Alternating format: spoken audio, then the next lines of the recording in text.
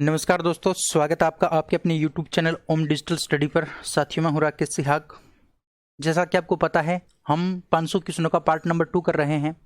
बहुत सारे मेरे दोस्त पूछ रहे थे कि PDF का हम प्रिंट निकलवा सकते हैं या नहीं निकलवा सकते। तो मैं बता दूं आपको, आप प्रिंट भी निकाल सकते हो अच्छे से, कोई दिक्कत की बात नहीं है। और जिनको ये PDF तो अभी किसको भी नहीं मिला है, जिनके पास जो PDF है ना वो पहले वाला है ना, पार्ट नंबर 1 है वो, ये पार्ट नंबर 2 मैं आपको करवा रहा हूँ।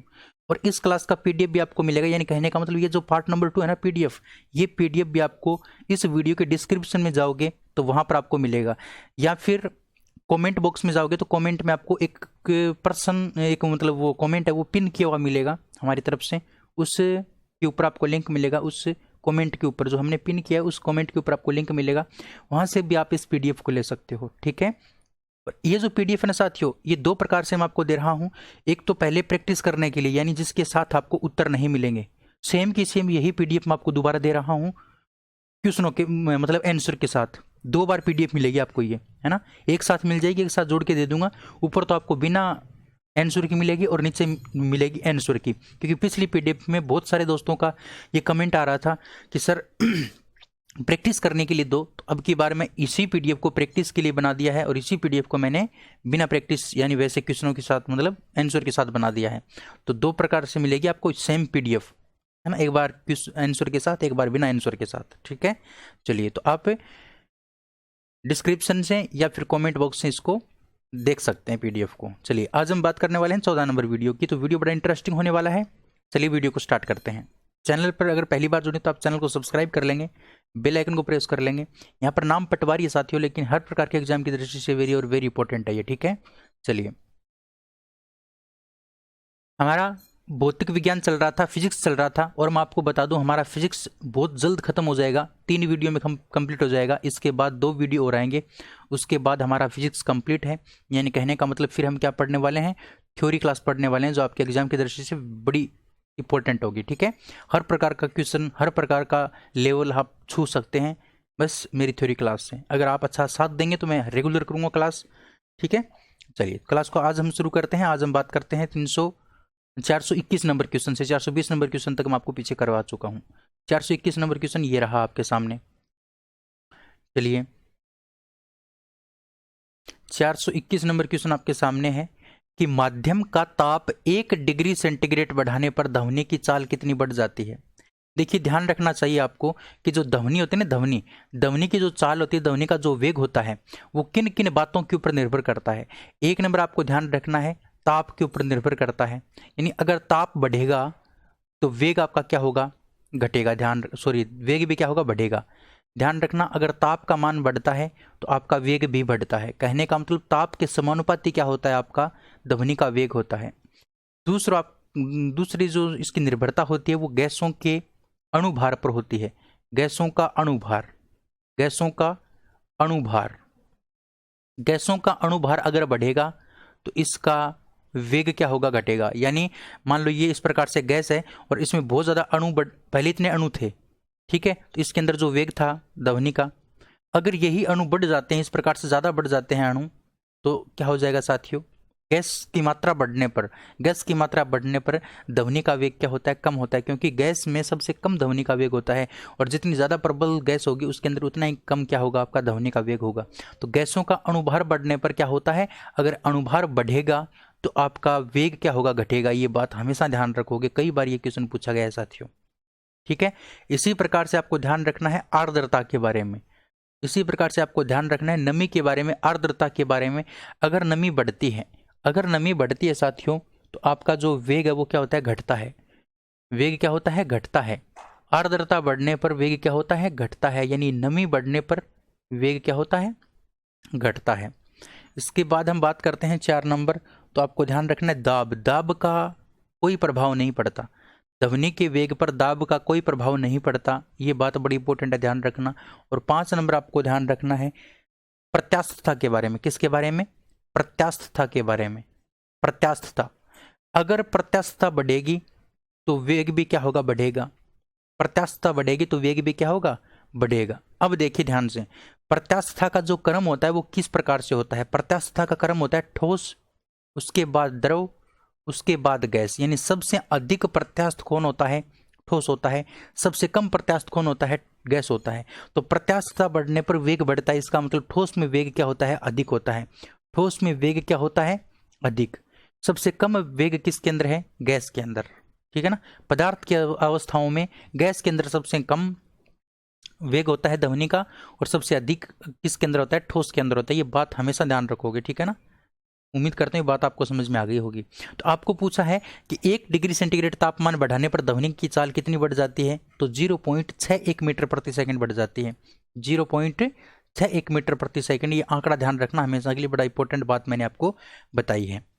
अगला है, इक्को साउंड के लिए अवरोध और श्रोता के बीच कितनी दूरी होनी चाहिए? इक्को साउंड का मतलब होता है टकरा करके वापस सुनना, प्रतिध्वनि जिसको बोलते हैं, प्रतिध्वनि। यानी कभी कभार आपने सुना होगा, आप बोलते हैं तो आपको अपनी खुद की आवाज वापस सुनाई देती है, तो वही क्या कहलाता है? प्रतिध्वनि कहलाता है, इक्को साउंड कहलाता है। यानी वापस ध्वनि सुनाई देना क्या कहलाता है? इक्को साउंड। तो इक्को साउंड सुनने के लिए अवरोध, यानी ये हमारा अवरोध है और यहाँ पर हमारा कोई, ये हम है, ये हम है और ये अवरोध है। तो हमारे और अवरोध के बीच में कितनी दूरी होनी चाहिए जिससे कि हमें हमारी ध्वनि वापस सुनाई दे जाए? तो ध्यान रखना 16.6 मीटर। अगर हमारे बीच की दूरी 16.6 मीटर या लगभग 17 मीटर हमारे बीच की दूरी होगी ना, तो हमें हमारी प्रतिध्वनि वापस से सुनाई दे सकती है ना। अवरोध और श्रोता के बीच में कितनी दूरी होनी चाहिए? 16.6 मीटर या फिर 17 मीटर। ऑप्शन नंबर सी आपका बिल्कुल राइट हो जाएगा। अगला है, ध्वनि की चाल पर किसका प्रभाव नहीं पड़ता? ध्वनि की चाल पर किसका प्रभाव नहीं पड़ता? अभी अभी मैंने बताया था, दाब का कोई प्रभाव नहीं पड़ता ध्वनि की चाल के ऊपर, ठीक है। ध्वनि की चाल पर किसका प्रभाव नहीं पड़ता? दाब का प्रभाव नहीं पड़ता। ताप बढ़ाने पर वेग बढ़ता है, आर्द्रता बढ़ाने पर वेग घटता है, ये बात मैं आपको पीछे बता चुका हूं। अगला है कि निम्न में ध्वनि की चाल सर्वाधिक किस में होती है? अब देखिए, जो ज्यादा ठोस होगा, जो ज्यादा ठोस होगा या फिर कठोर होगा, जो ज्यादा ठोस होगा या फिर कठोर होगा, उसके अंदर सबसे अधिक ध्वनि की चाल होगी। अब आपको यह पहचानना है इनमें से सबसे ठोस कौन है। ये तो ये जल तो हो नहीं सकता, है ना। तांबे से कांच क्या है? थोड़ा कम कठोर है। तो सबसे आपको देखना है कि इस्पात और तांबे में दोनों के अंदर कौन सा सर्वाधिक कठोर है। तो साथियों, इस्पात को कठोर माना जाता है। इस्पात को क्या माना जाता है? कठोर माना जाता है, क्योंकि इसमें अशुद्धियां बहुत ज्यादा होती हैं, और जो जिसमें अशुद्धियां होती हैं वो कठोर माना जाता है, ठीक है ना। तो इस्पात में ध्वनि की चाल ज्यादा होती है क्योंकि ये कठोर है, और जितनी ज्यादा कठोर या ठोस होगा उसके अंदर ध्वनि की चाल क्या होगी? उतनी ही ज्यादा होगी। चलिए, अगला क्वेश्चन है, महिलाओं की आवाज पतली होती है, सुरीली होती है, उसका कारण क्या है? उसका कारण ये है, देखिए, ध्वनि जो होती है, ध्वनि उसके 3 गुण होते हैं। ध्वनि के 3 गुण होते हैं। एक तो आपका होता है तीव्रता, एक आपका तीव्रता, दूसरा आपका होता है तारत्व, और 3 नंबर जो है ना वो होता है आपका गुणता। ये 3 गुण होते हैं। इन्हीं गुण के आधार पर सब कुछ डिपेंड होता है। देखिए, तीव्रता का मतलब होता है धीमी और तेज। तीव्रता का मतलब धीमी और तेज। कोई तेज बोलता है, कोई धीमा बोलता है, तो वो किसके ऊपर डिपेंड करता है? तीव्रता के ऊपर डिपेंड करता है। तारत्व पतला और मोटा, पतली व मोटी। आवाज का पतला होना व मोटा होना किसके ऊपर डिपेंड करता है? तारत्व के ऊपर डिपेंड करता है। अच्छा, गुणता का मतलब क्या होता है कि तीव्रता और तारत्व आपस में समान है। तीव्रता और तारत्व क्या है? आपस में समान है, लेकिन फिर भी हम क्या कर लेते हैं? ध्वनि का हम पहचान कर लेते हैं, भाई ये इसकी ध्वनि है। जैसे आपका कोई परिचित है और उस परिचित की ध्वनि आप क्या कर जाते हो? पहचान जाते हो, उसकी आवाज को पहचान जाते हो। तो उस परिचित की ध्वनि या फिर आवाज को पहचानना किसके ऊपर डिपेंड है? वो है आपका गुणता के ऊपर डिपेंड करता है ना। तीव्रता और तारत्व समान होने के बाद भी परिचित की ध्वनि को आप क्या कर लोगे? पहचान लोगे। क्यों? किस गुण के कारण? इस गुणता के गुण के कारण, ठीक है। ये बातें आपको ध्यान रखनी है। तो आपको पूछा है कि महिलाओं की आवाज तीक्ष्ण, सुरीली या फिर पतली क्यों होती है? तो उसका कारण है तारत्व। अब यहाँ पर तो तारत्व नहीं दे रखा। अब आपको पता होना चाहिए, जो तारत्व होता है, तारत्व आवृत्ति के ऊपर निर्भर करता है। किसके ऊपर निर्भर करता है? आवृत्ति के ऊपर निर्भर करता है ना। आवृत्ति के ऊपर निर्भर करता है। तो महिलाओं की जो आवाज है, आवृत्ति अगर अधिक होगी तो आवाज क्या होगी? पतली। अगर आवृत्ति कम है तो आवाज क्या होगी? मोटी। आवृत्ति कम होने पर मोटी होगी और आवृत्ति पतली अधिक होने पर क्या होगी, पतली होगी। यानी आवृत्ति एक तो इस प्रकार से हो तब क्या होगी, पतली होगी आवाज, और एक इस प्रकार से हो तब क्या होगी, आवाज या फिर ध्वनि मोटी होगी। ठीक है, तो आवृत्ति अधिक होने पर महिलाओं की आवाज सुरीली होती है। अगला है ध्वनि की तीव्रता का मात्रक क्या है। ध्वनि की तीव्रता का मात्रक मैंने आपको पिछली क्लास में बताया था, डेसिबल होता है। क्या होता है, डेसिबल, है ना। ये हर्ट्ज आपका आवृत्ति का मात्रक होता है, ध्यान रखना, हर्ट्ज आपका आवृत्ति का मात्रक है। अर्ग जो है ना वो कार्य का मात्रक है ना, कार्य का मात्रक। आपको ये भी पूछ सकता है कि एक अर्ग का मान जूल में कितना होता है, तो 10 की घात -7 जूल, 10 की घात -7 जूल जो है ना वो एक अर्ग का मान होता है। ठीक है, ये बात भी आप ध्यान रखोगे। अगला है कि निम्न में से मौन जंतु कौन सा है। मौन जंतु किसको माना जाता है, तो मौन जंतु याक को माना जाता है, जो बोल नहीं सकता। मौन जंतु किसको बोलते हैं, याक को बोलते हैं। ध्यान रखना, ऑप्शन नंबर डी आपका बिल्कुल करेक्ट है। सिंपल सिंपल क्वेश्चन है साथियों। चलिए अगला है कि चंद्रमा पर ध्वनि का वेग कितना होता है। अब देखिए चंद्रमा के ऊपर आपका वायुमंडल नहीं है, वायुमंडल नहीं है। अगर वायुमंडल नहीं है तो वहां पर क्या है, निर्वात है, वहां पर क्या है, निर्वात। अब आपको पता होना चाहिए निर्वात के अंदर ध्वनि संचरित नहीं होती है, तो वहां पर ध्वनि का वेग क्या होगा, शून्य हो जाएगा। क्या हो जाएगा, शून्य। ये छोटी छोटी बातें हैं जो आपको कॉमन सेंस की बातें जो पता होनी चाहिए। चंद्रमा के ऊपर ध्वनि का वेग क्या होगा, शून्य होगा। ठीक है, चलिए अगला क्वेश्चन है कि हम किसी परिचित को बिना देखे उसकी आवाज किस गुण के कारण पहचान लेते हैं। कोई भी आपका परिचित है, उसको आप बिना देखे उसकी आवाज को पहचान लेते हो, किस गुण के कारण, गुणता के गुण के कारण। अभी भी मैंने बताया था, गुणता के गुण के कारण आप किसी परिचित की आवाज को पहचान लेते हो, क्योंकि उनके अंदर क्या है, गुणता का गुण है, और उसी के कारण आप उनकी आवाज को पहचानते हो। ठीक है, चलिए अगला question 230 number question. 230 number question आपके सामने है कि मनुष्य की सर्व सीमा कितनी होती है। सर्व सीमा का मतलब सुनने की सीमा कितनी होती है, आप कहां तक सुन सकते हो। देखिए 3 प्रकार की आपकी सीमाएं होती हैं। एक आपकी होती है सर्व सीमा, सर्वे सीमा। एक आपकी अपसर्वे होती है, अपसर्वे ध्वनि। एक आपकी परासर्वे होती है, परासर्वे। देखिए अपसर्वे जो है ना वो जिसका मान 20 हर्ट्ज से कम होता है, 20 हर्ट्ज से कम हो उसको हम क्या बोलते हैं, अपसर्वे बोलते हैं, और इसको हम सुन नहीं पाते। सर्वे सीमा कितनी होती है, यानी जो सर्वे ध्वनि होती है उसकी जो आवृत्ति है वो 20 हर्ट्ज से लेके 20,000 हर्ट्ज के बीच में होती है, 20 से लेके 20,000 हर्ट्ज के बीच में होती है, उसको बोलते हैं सर्वे सीमा। और प्रासर्वे सीमा किसको बोलते हैं, जो 20,000 हर्ट्ज से क्या हो, अधिक हो। 20 के का मतलब 20,000, 20,000 हर्ट्ज से अगर मान अधिक है तो उसको हम प्रासर्वे बोलते हैं। और इसी प्रासर्वे ध्वनि के कारण जो चमगादड़ होता है, चमगादड़ वो रात को क्या है, उड़ता है। चमगादड़ इसी प्रासर्वे ध्वनि के कारण क्या है, रात को उड़ता है, उनको दिशाएं मिलती रहती हैं इस प्रासर्वे ध्वनि के कारण, क्योंकि वो आवाज छोड़ता है प्रासर्वे ध्वनि और उसको वापस सुन लेता है, तो उसके अनुसार वो क्या है, मतलब अपनी रात को गति करता है। तो ध्यान रखना, सर्वे सीमा आपको पूछा तो सर्वे सीमा आपका 20 से कितना हो जाएगा, 20,000 हर्ट्ज हो जाएगा। ऑप्शन नंबर बी आपका बिल्कुल करेक्ट है। ठीक है, 20,000 से ऊपर के मान को हम बोलते हैं परासर्वे, और 20 हर्ट्ज से नीचे को बोलते हैं अपसर्वे। चलिए अगला है कि वह ध्वनि जिसकी आवृत्ति 10 हर्ट्ज है, 10 हर्ट्ज है, इसका मतलब वो 20 से क्या हो गया, कम हो गया। अब 20 से कम हो गया तो उसको हम क्या बोल देंगे साथियों, अपसर्वे बोल देंगे। क्या बोल देंगे, अपसर्वे। ठीक है ना, उसको हम बोल देंगे अपसर्वे। ऑप्शन नंबर सी आपका बिल्कुल राइट माना जाएगा। अगला क्वेश्चन है रडार में प्रयुक्त तरंगे। रडार, देखिए रडार की अगर हम बात करते हैं तो रडार जो है ना उसकी फुल फॉर्म आपसे पूछी जा सकती है। तो रडार की फुल फॉर्म होती है radio detection and ranging, ranging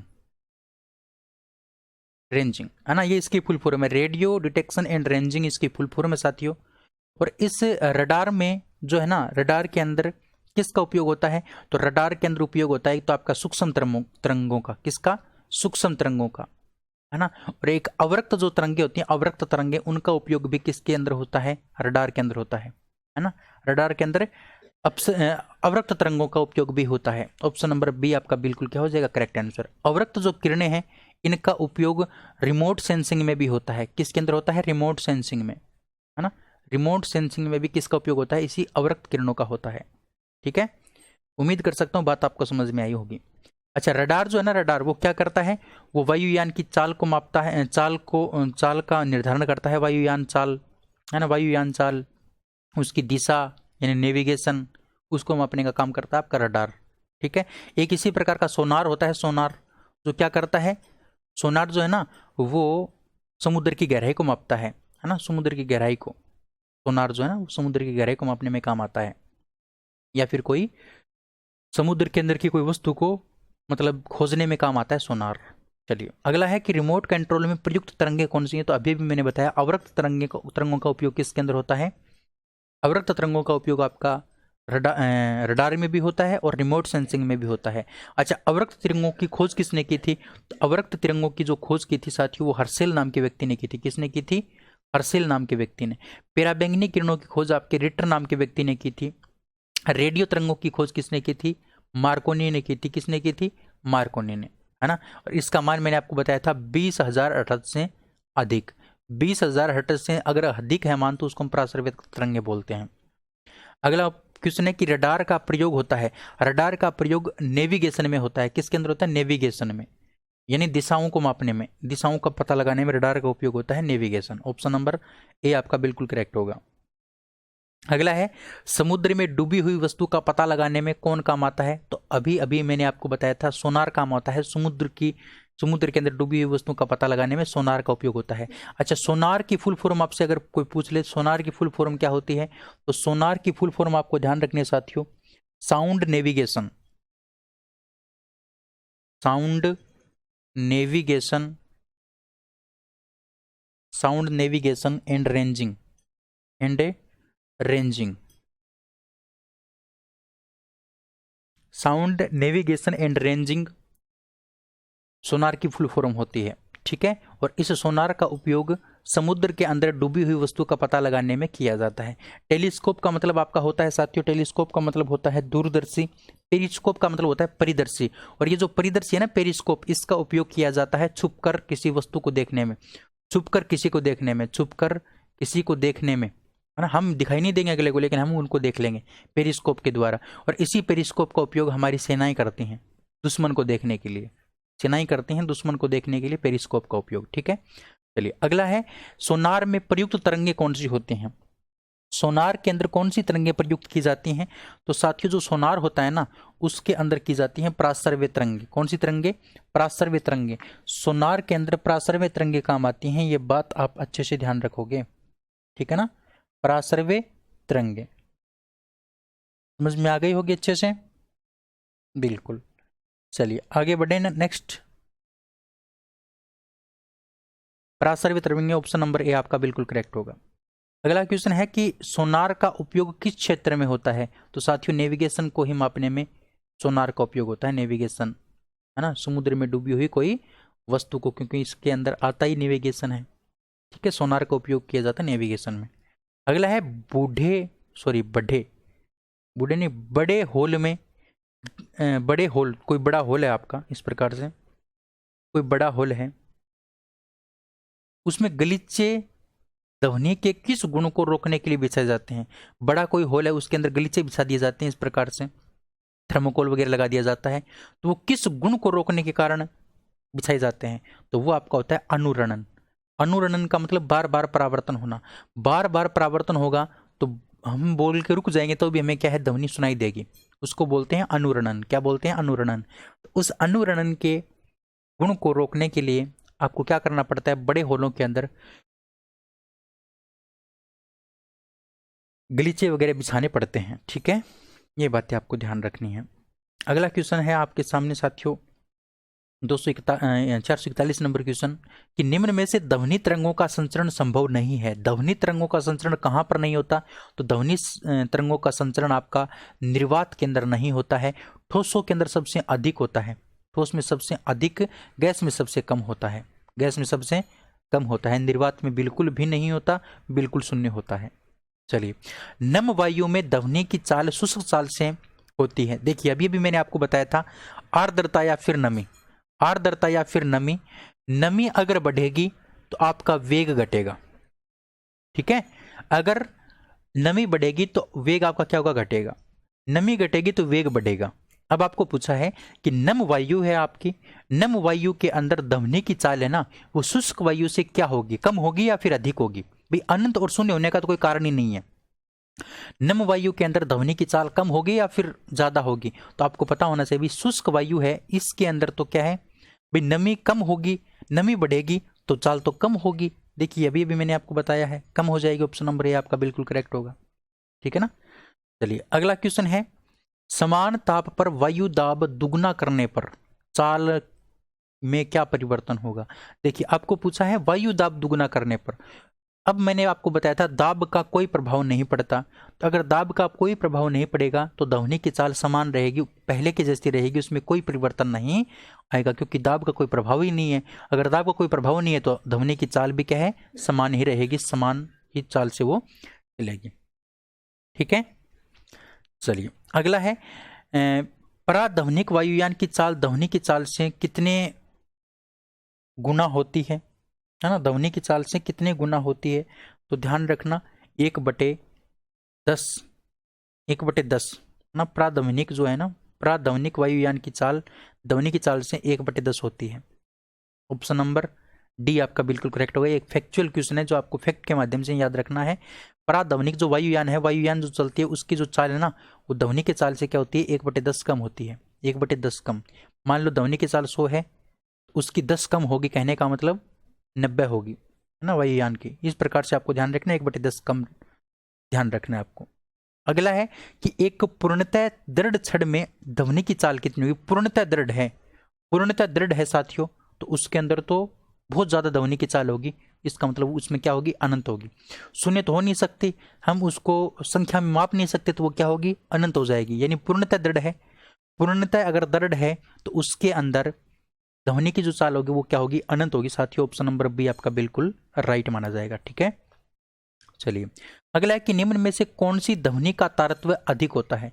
कौन सी ध्वनि का तारतम्य अधिक होता है भाई, शोर का, हॉर्न का, तीक्ष्ण ध्वनि का या फिर मोटी ध्वनि का।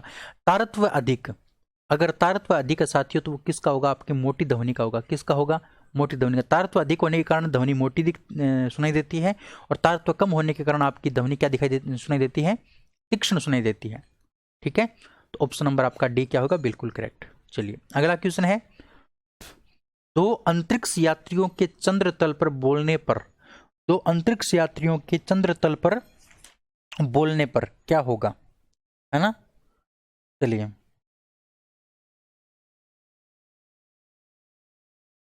सॉरी मैंने क्या बता दिया आपको, थोड़ा सा रुकना भाई। अच्छा तारत्व अधिक है, तारत्व अधिक है तो भैया क्या होगी, तारत्व अधिक है तो तीक्ष्ण होगी। तारत्व अधिक होने पर क्या होगी, तीक्ष्ण होगी। आपका ऑप्शन नंबर डी ने होकर के सी होगा, सॉरी क्षमा चाहूंगा मैं आपसे, सी होगा। तारत्व अगर अधिक है तीक्ष्ण होगी, और तारत्व अगर कम है तो वो क्या होगी, मोटी होगी, है ना। तारत्व कम है तो वो क्या होगी, मोटी, और तारत्व कम है तो वो क्या होगी, तीक्ष्ण होगी। तीक्ष्ण ध्वनि का तारत्व क्या मिलेगा आपको, अधिक मिलेगा। ऑप्शन नंबर सी बिल्कुल करेक्ट माना जाएगा, ठीक है।